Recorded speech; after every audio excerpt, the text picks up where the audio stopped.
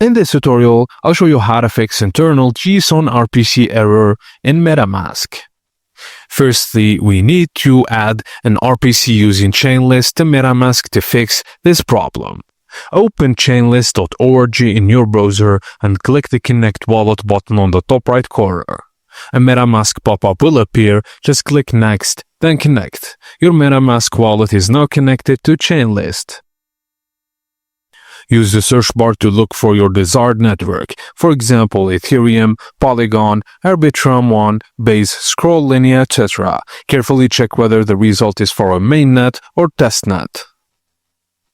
Once you've found the correct and verified entry, click Add to Metamask. Metamask will display a pop-up showing network name, RPC URL, chain ID, currency symbol, and block Explorer URL. Just click Approve, then switch network, which is optional if you want to use it immediately. The network has now been added to Metamask successfully. Now, after using the chain list, it's a good practice to verify the RPC details. Open Metamask and click on the network drop-down, then click Settings, Networks, and your added one.